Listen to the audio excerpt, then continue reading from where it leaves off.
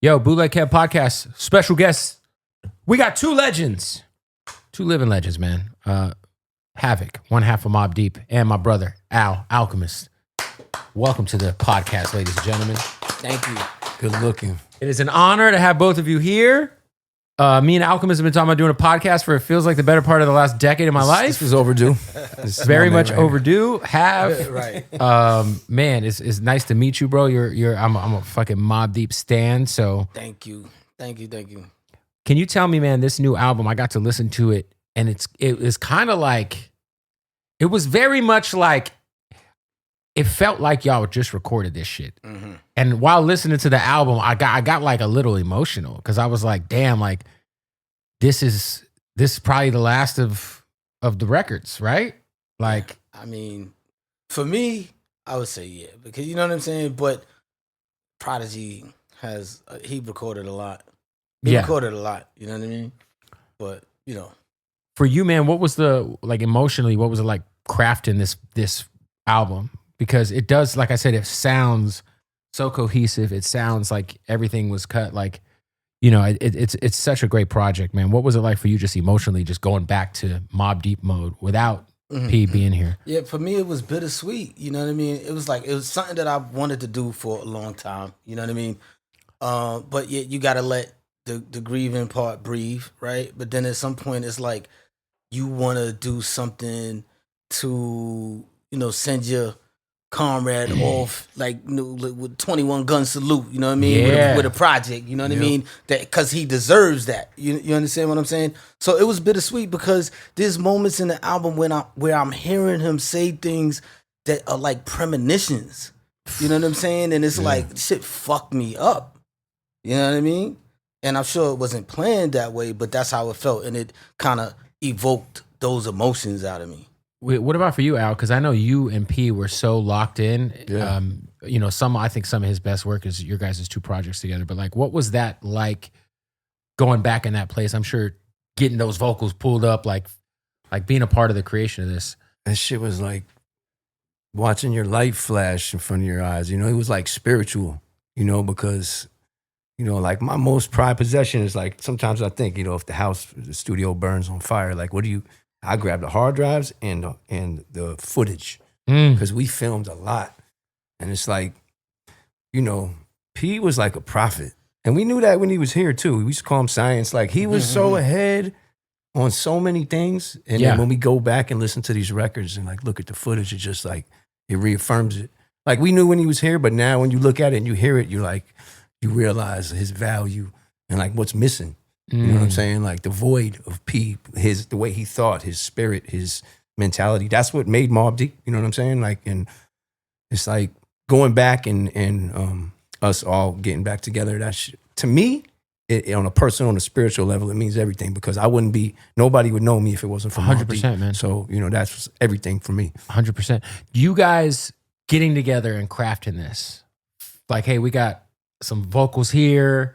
Maybe they don't fit on the beat they were cut. Like, can you kind of walk me through what that's like? Because you always hear like when you have to put together an album when someone's not there. Right. It's very much like it's got to be a cohesive process between y'all, but it also has to be like y'all got to make sure it feels good. Like, what was it? What you guys are getting verses from different places, different hard drives coming together. Are the song ideas? Are you pretty much taking what P's talking about and rolling with that? Like, I think of a record like Taj Mahal. Like, that's like a storytelling record, right? Yeah, I mean, you know, Al was in possession of that. He had that. But as I was watching Al, you know, fuck around with Prodigy's vocals, he made this shit look so easy. You understand what I'm saying? But at the same time, I saw him doing surgery. You know what I mean? So I was coming with what I was doing, you know what I'm saying, with some of P's vocals. But watching Al, like, the surgery that he was doing, it was like, it's magic. Nah, for sure. For you, like, I'm sure, Al, you probably have insane amount, because you were really like, I feel like when it came to UMP, that was like, we had a lot. You had a lot, man. Yeah, still do. But yeah, I mean, endless amounts of stuff. And, you know, when it came time to make the record, I mean, you know, we decided we were going to make a new Mobb Deep record, and we all came together.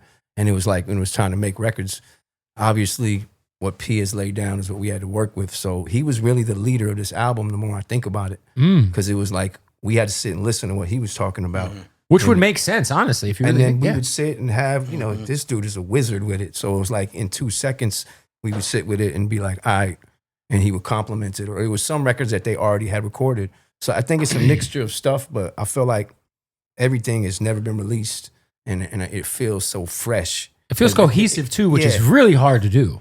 I mean, we've rocked on so many, you know, so many campaigns that it was like, and every time I knew my role was to accent, you know what I mean? Because Hav is the sound of Mobb Deep. Like, 100%. you know, I used to sit and listen to him making beats in the studio and just be mind blown. Like I learned a lot of drum patterns, and like we would super inspire each other, you know what I mean? So it was like my role every time, even from the Chris Lighty days, rest in peace, he used to be like, Hav's doing the record, bring in Al, a couple joints, maybe we get 1 or 2 more beats from someone else. But that was really the formula. So when it came time to do this, we stuck to the formula. Like, Hav, you making the bones, the meat and potatoes, I'll bring a couple spices, and then our minds together working on the record was what I think made it cohesive. For you, Hav, I'm curious, man. You've seen this guy since he was a nobody, and now he's one of the most prolific hip-hop producers of all time. I just had this conversation.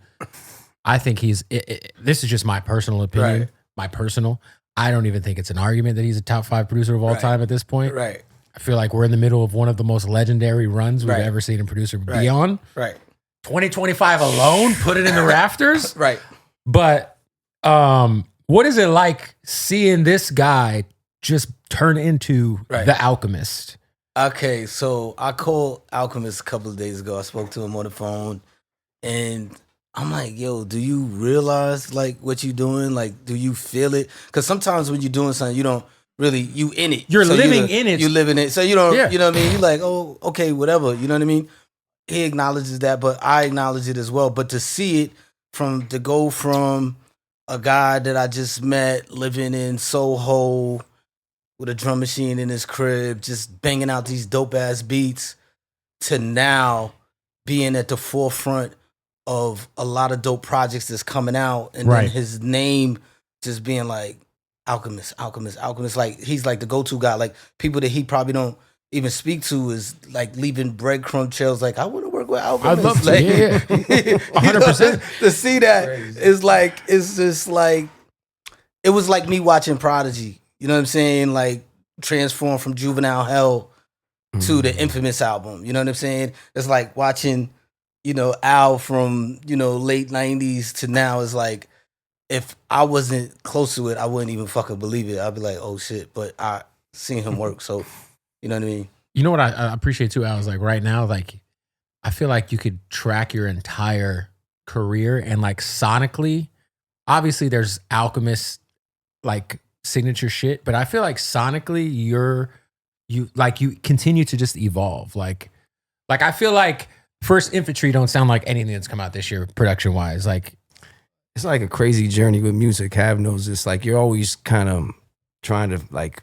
we do this for ourselves first, I'll say. Like I know I have to say the same thing. Like we love it. You know, like if I make a good beat and I'm excited, I might just text it to him or send him a clip of it while I'm making it. Like, we do this because we love it, you know, and I think that's the thing that always been for me, like I need to stimulate myself first, right? So as you're creating over the years, certain things, you move on. And I could even recognize it was a style at a certain time that might have peaked, so to speak, but it's like, as artists, we always find different things that's going to inspire us. Right. So I'm always trying to like add another tool on my belt.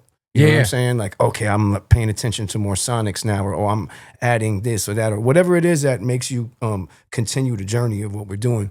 And I feel like, I know personally, like I could hook up a beat better than I could in the late 90s. Are the beats I'm doing now better or worse is for everyone else to decide, but I know confidently I'm going in the path where I'm still having fun with it, and I feel like I could get better still, because this, you know, you want to, I feel like doing this forever and then dying is better than going like this and then falling flat. Yeah, I think we could just keep rising forever. I might be out of my mind, but that's just where I'm at with it. So, you know, it's a blessing, and you know, first of all, like for him to say those good things about me, that means everything to me. Or like Premiere, or the people I looked up to. You're about to go on tour with Premiere. Shout out to Primo. You're about to go. You're on like this guy's fucking on 17 tours right now. But just to get the love from the people who you respect, it means everything. And like I said, I owe so much to have in the Mobb. So now that in the midst of all of this, what better could I do than to take all the light and be like, Mobb Deep, the best rap group of all time. This is why y'all know me, and really like stamp the world with the project we got right now for us, for the legacy, for P, and for the world, really.